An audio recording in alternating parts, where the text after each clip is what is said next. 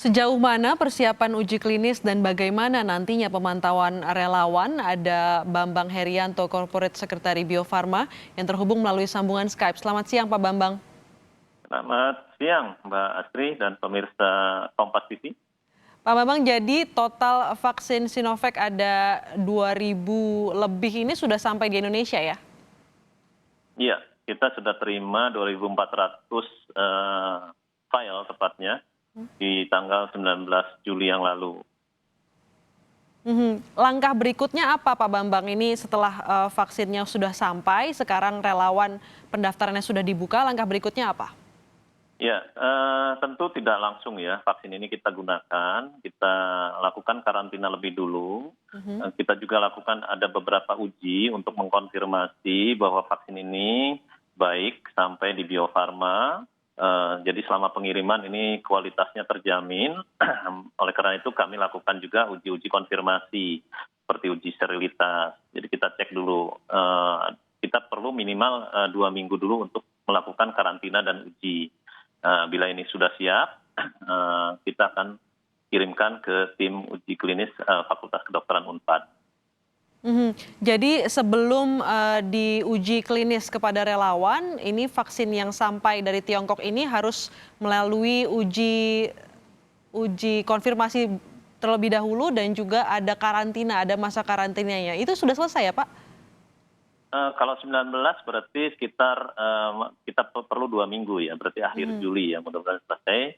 Nanti dan bertepatan paralel kan kebetulan kemarin sudah sudah mulai ada rekrutmen karena persetujuannya sudah keluar. Jadi nanti mudah-mudahan kita harap di awal Agustus sudah bisa dilakukan uji klinis.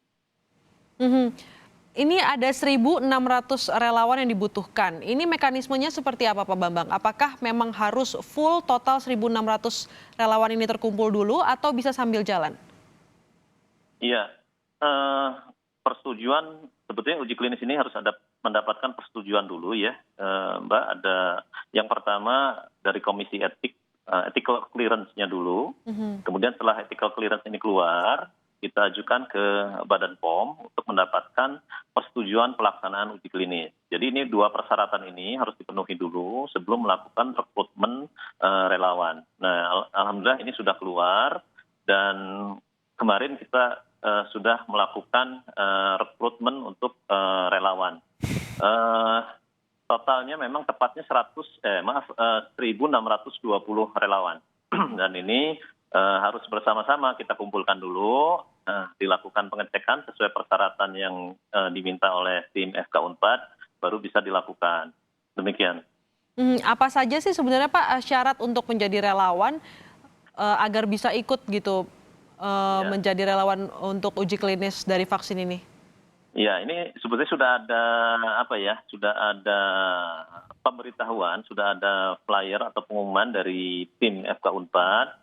Beberapa persyaratan usia, di sana ada usia 18 sampai 59 tahun, kemudian kondisi harus sehat, tidak boleh ada komorbid, seperti ada penyakit ikutan, ada asma, jantung, darah tinggi. Jadi ini betul relawan ini harus sudah fit.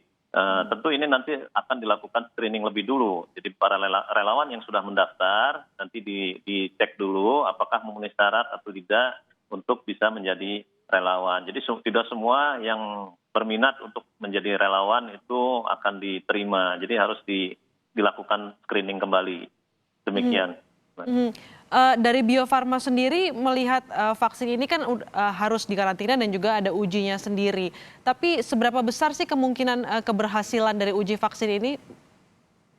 Ya, tentu kita harus optimis ya, karena ini vaksin sudah melalui uji klinis tahap 1, kemudian uji klinis tahap 2, dan ini adalah uji yang terakhir yang memang menentukan.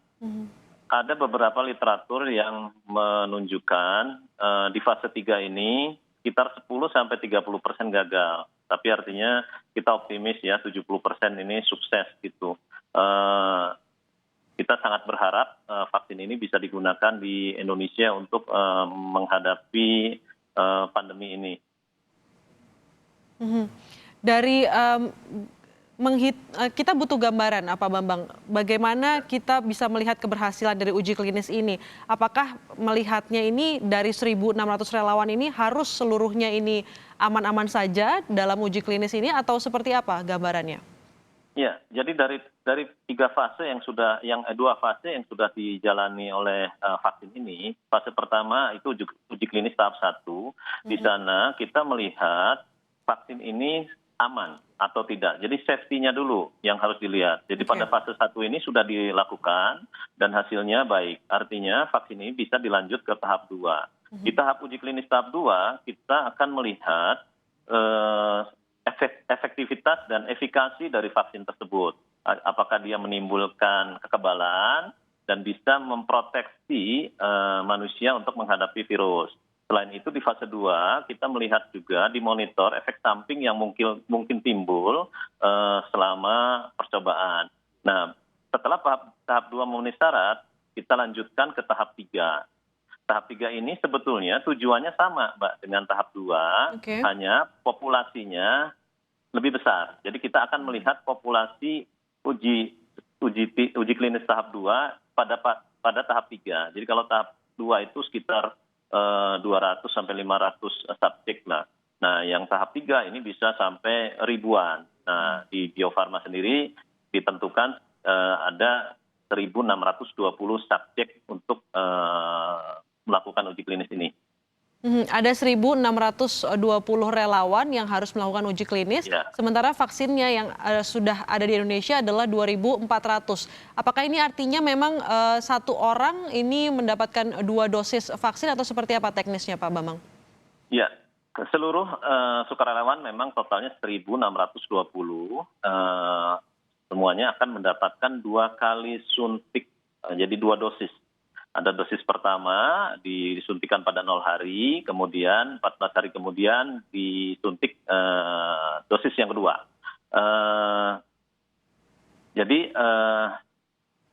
Tapi ini semuanya 1.620 ini ada yang mendapatkan vaksin, betul-betul vaksin, ada satu lagi, jadi dibuat 2 grup, ada yang satu lagi sebagai kontrol, ini mendapatkan placebo. Begitu. Oke, apa bedanya Pak Bambang? Relawan yang mendapatkan vaksin dan relawan yang mendapatkan placebo, dan apakah mereka mengetahui apa yang mereka dapatkan? Ya, selama pengujian ini semua relawan tidak diberitahu, Mbak, apakah dia akan mendapat vaksin atau mendapatkan placebo. Placebo sebetulnya sebagai kontrol, jadi dia vaksin tapi tidak mengandung bahan aktifnya, jadi tidak ada virus yang dilemahkan atau dimatikan. Kalau vaksin kan mengandung virus atau bakteri yang dilemahkan atau dimatikan. Placebo itu tanpa itu. Jadi untuk sebagai kontrol, untuk melihat apakah ketika disuntik dia menimbulkan antibodi atau tidak. Begitu. Nah, dari tadi mungkin saya jelaskan juga, dari 2.400 ini memang kita hanya gunakan 1.620. Sisanya kemana? Sisanya ini kita lakukan uji-uji yang lain, Mbak. Ada uji netralitas, uji sterilitas, seperti yang tadi kami sebutkan, sebagai kontrol juga stability untuk melihat vaksin ini bertahan berapa lama selama disimpan. Termasuk harus dikirimkan juga ke Badan POM untuk dilakukan uji sebagai pembanding juga. Ini nanti relawan kan akan dipantau selama 6 bulan, Pak. Apa saja catatan yang harus dilihat dari tim uji klinis ini untuk menyatakan bahwa vaksin ini berhasil atau tidak? Ya, salah satu parameter yang paling utama untuk uji klinis fase 3 adalah tadi efikasi dan khasiat dari vaksin tersebut, apakah menimbulkan kekebalan atau antibodi. Tapi tentu tetap harus dilihat efek samping. Nah, di sana nanti oleh tim uji klinis Fakultas Kedokteran Unpad sudah ada parameternya, Mbak, masing-masing. Kriteria penerimaannya berapa, bahwa vaksin ini memenuhi syarat atau tidak. Jadi selama 6 bulan ini tentu akan dipantau, diuji juga titer antibodinya untuk dilihat. Ini akan dikirimkan ke yang melakukan kalau nggak salah Litbangkes, nanti dikirim ke Litbangkes untuk dilihat. Jadi dari sukarelawan nanti diambil darahnya, dicek berapa titer antibodinya. Mhm. Pemantauan dilakukan selama 6 bulan dan nanti jika berhasil, Bio Farma berarti akan memproduksi berapa jumlahnya Pak Bambang? Ya, ini tentu sebetulnya tidak langsung ya. Ketika uji klinis ini selesai, tetap harus dilakukan perizinan dulu, lebih dulu ke Badan POM. Kita harus mendapatkan izin edar bahwa vaksin ini bisa digunakan di Indonesia.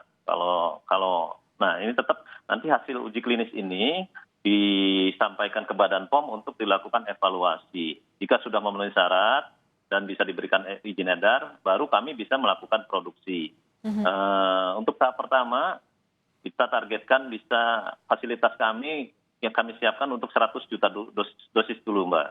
Untuk berikutnya kami siapkan kapasitas di 250 juta dosis. Tadi Pak Gubernur Jawa Barat menyatakan Pak Bambang, ini siapa duluan deh yang bisa lolos uji klinis, yang bisa lolos tesnya, akhirnya bisa produksi. Nah dari Bio Farma sendiri ini melihat dari vaksin Sinovac ini seperti apa? Optimiskah nanti setelah ada uji klinis selama 6 bulan sampai 2021 masih ada uji dari BPOM, sampai kapan akhirnya masyarakat bisa mengakses vaksin ini kalau semuanya ini mulus? Iya. Salah satu pertimbangan kami memilih Sinovac adalah karena Sinovac itu sudah paling dulu atau paling advance dalam riset vaksin ini. Memang ada beberapa juga yang hampir beriringan lah, termasuk yang tadi disampaikan Pak Ridwan, ada dari AstraZeneca, kemudian dari Korea, itu juga sudah masuk ke fase 3. Tapi Sinovac kami optimis ini kita bisa duluan, ditargetkan tadi di awal Januari 2021 uji klinisnya selesai, kemudian kita selesaikan untuk izin edarnya, mudah-mudahan di triwulan 1 akhir, sekitar bulan Maret, sudah bisa kami produksi. Jadi kira-kira warga bisa aksesnya kapan Pak Bambang? Ya kita optimis lah semua, kita berharap bahwa nanti di 2021 Q1 ya. Q1 paling cepat Maret lah kita bisa mulai memproduksi. Baik, terima kasih Bambang Herianto telah bergabung bersama kami, Corporate Secretary Bio Farma telah bergabung bersama kami di Kompas Siang.